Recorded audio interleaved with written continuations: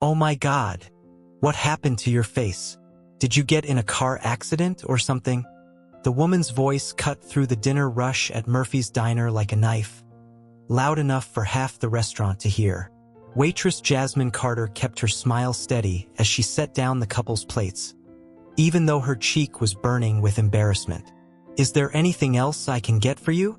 Jasmine asked politely, ignoring the question completely. The woman, some rich-looking blonde in designer clothes, wasn't letting it go. "I mean, those scars are pretty intense. You should really look into plastic surgery. There are some amazing doctors these days who can fix that kind of thing." Her date, a guy in an expensive suit, was looking uncomfortable. "Sarah, maybe we should just—" "What? I'm trying to help." Sarah turned back to Jasmine with fake concern. "Honey, I'm not trying to be mean, but working in customer service with your face like that, it's probably affecting your tips, right?" Jasmine felt her jaw tighten, but she'd heard worse, much worse. The 3 scars that ran from her left temple down to her jawline were impossible to hide, no matter how much makeup she used. She'd stopped trying years ago. "I'll check on your drinks in a few minutes," Jasmine said, turning to walk away. But Sarah wasn't done. "I'm just saying there are programs for people like you. Charity cases, you know? I actually volunteer for a foundation that helps unfortunate-looking people get reconstructive surgery." That stopped Jasmine in her tracks. She turned around slowly, and for just a second, something dangerous flashed in her dark eyes. "People like me?" she asked quietly. "Well, yes, you know what I mean. People who've been damaged." The restaurant had gone quiet. Other customers were pretending not to listen, but everyone was watching now. Jasmine took a deep breath. "Ma'am, I appreciate your concern, but I'm fine exactly as I am. But you could be so pretty if you just—" "Sarah, stop." Her date was mortified. "Just stop talking." But Sarah was on a roll now, probably a few glasses of wine deep. "I'm trying to help her." "Look, sweetie," she said to Jasmine. "I know it's hard being, disfigured, but you don't have to live like this. I can give you some numbers to call." In the corner booth, retired Army Sergeant Major Tony Rodriguez looked up from his coffee. He'd been trying to mind his own business, but something about this whole scene was bothering him. Not just the woman being cruel, he'd seen plenty of that, but something about the waitress. Something about the way she carried herself. The way she kept her composure under fire. The way she stood at attention without even realizing it. And then he saw it. When Jasmine turned to refill someone's water glass, Tony caught a glimpse of her left wrist. Just below her sleeve, barely visible, was the edge of a tattoo. Black ink that looked military. Tony had seen thousands of military tattoos in his 30 years of service. This one made him sit up straighter. "Excuse me, miss?" Tony called out. Jasmine walked over to his table, grateful for the interruption. "Yes, sir. Could I get a coffee refill?" Tony asked, but his eyes were studying her face. Not the scars, something else. The way she moved. The way she scanned the room like she was checking for threats. The way she kept her back to the wall when she could. "Of course, sir." Jasmine poured his coffee, and Tony got a better look at her wrist. Holy shit. It was definitely military. And if he was seeing it right, it was special forces. "Thank you," Tony said quietly. Then, even quieter, "Nice ink." Jasmine's hand froze on the coffee pot. Her eyes met his, and Tony saw recognition there. She knew he knew. "Thank you, sir," she said carefully. Meanwhile, Sarah was still going on at her table. "I'm telling you, there are so many options. Why don't you shut your mouth and eat your food?" The voice came from a burly construction worker at the counter. "That girl's been nothing but polite to you, and you're sitting there being nasty for no reason." "I'm trying to help her," Sarah protested. "Help her?" An elderly woman in the next booth turned around. "Honey, the only help she needs is for rude customers to leave her alone. Now Sarah was getting defensive. Look, I work in marketing. I know about image and presentation. In the service industry, appearance matters. Ma'am, Jasmine said, walking back over. I really don't mind the scars. They remind me of an important time in my life. Important? Sarah laughed. What could possibly be important about getting your face torn up? That's when Tony stood up. He was 62 years old, built like a tank, and had the kind of presence that made rooms go quiet. He walked over to Sarah's table with the measured pace of someone who'd spent decades in command. Excuse me, he said politely. I couldn't help overhearing your conversation. Sarah looked up at him nervously. Yes. Tony looked directly at Jasmine. Miss, would you mind if I asked you a personal question? Jasmine nodded slowly. What unit were you with? The question hit the restaurant like a bomb. Suddenly, everyone understood that something bigger was happening here. Jasmine was quiet for a long moment. Then, 75th Ranger Regiment, sir. 3rd Battalion. The entire diner went dead silent. Tony's face went pale. When? 2018 to 2022, sir. Afghanistan. Yes, sir. Tony stared at her for a moment, then slowly extended his hand. Sergeant Major Tony Rodriguez, retired. 1st Special Forces Group. Jasmine shook his hand firmly. Staff Sergeant Jasmine Carter, retired. Sarah was looking back and forth between them, confused. I don't understand. What's happening? Tony turned to look at her, and his expression was harder than steel. Ma'am, you've been sitting here for 20 minutes making fun of a decorated combat veteran's scars. Combat veteran? Sarah's voice was barely a whisper. The 75th Ranger Regiment, Tony continued, his voice carrying to every corner of the restaurant, is one of the most elite units in the United States Army. They don't just let anyone in. You have to be the absolute best of the best. He gestured to Jasmine. This woman went through some of the toughest training the military has to offer. She jumped out of airplanes, kicked down doors in hostile territory, and put her life on the line for people like you. Sarah was starting to look sick. Those scars you've been making fun of? Tony's voice was getting louder. She probably got those saving someone's life, or protecting a convoy, or doing something so dangerous that most people can't even imagine it. Jasmine spoke up quietly. IED blast, sir. Route clearance mission outside Kandahar. Tony nodded grimly. You lose anyone? 3 good soldiers, sir. The silence in the restaurant was deafening. Tony turned back to Sarah. So let me get this straight.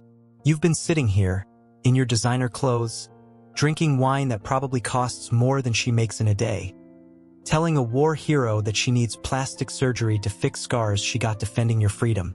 Sarah was crying now. I didn't know. No, you didn't know, Tony agreed. But you assumed. You saw scars and decided she was damaged. You saw someone working a service job and decided she was beneath you. You never once considered that maybe those scars represent more courage than you'll show in your entire life. He looked around the restaurant. Folks, this is Staff Sergeant Jasmine Carter. She's a Ranger-qualified combat veteran who served 4 tours in Afghanistan. She's earned every scar on her face, and she's earned our respect. The construction worker at the counter started clapping. Then the elderly woman. Then everyone in the restaurant was applauding, and Jasmine was standing there trying not to cry. Tony sat back down and gestured for Jasmine to join him. Why waitressing? He asked quietly when the applause died down. Jasmine shrugged. PTSD made it hard to find regular work. Couldn't handle office environments. Couldn't deal with bosses who didn't understand military culture. Restaurant work lets me move around, stay busy, interact with people on my terms. You getting help? They treating you right? Some. It's a process, you know? Tony nodded. Yeah, I know. What about benefits? Education? Working on my bachelor's degree online. Criminal justice. Thinking maybe police work eventually, when I'm ready. That's good. That's real good. Tony paused. You know, my son runs a security company. Executive protection, corporate consulting. Always looking for people with your background. Jasmine looked interested. Really? Really? Better pay than this? Better hours? And clients who understand what military service means. Tony pulled out his phone. You interested in a conversation? Yes, sir. Absolutely. Sarah, who had been sitting in mortified silence, finally spoke up. I'm so sorry. I had no idea. Jasmine looked at her for a moment. Ma'am, you didn't know my story, that's true. But that's not really the point. What do you mean? I mean, you saw someone who looked different and decided they needed fixing. You saw scars and assumed trauma. You saw someone working a service job and decided they were less than you. Jasmine's voice was calm but firm.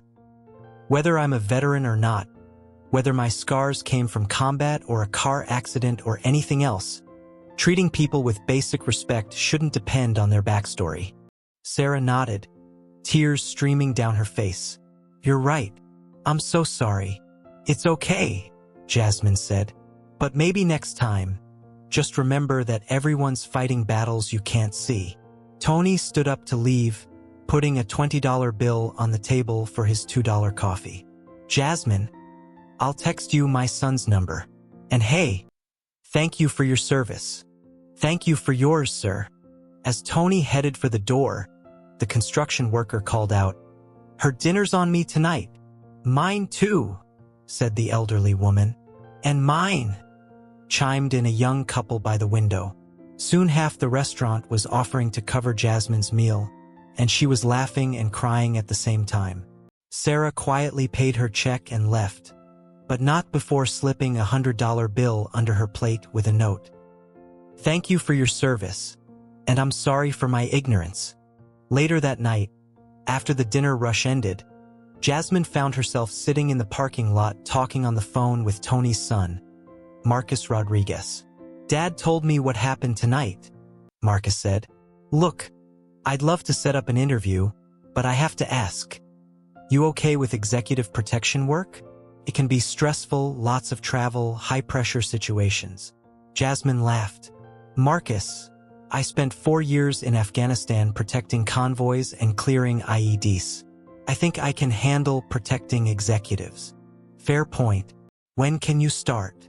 3 months later, Jasmine was working for Rodriguez Security Solutions, making 3 times what she'd made at the diner. She was protecting CEOs and diplomats, using skills that had been gathering dust since she left the army. But the best part wasn't the money or the prestigious clients. The best part was that her co-workers understood her. They were all veterans, all people who'd served and struggled to find their place in civilian life. They understood why she kept her back to the wall in restaurants.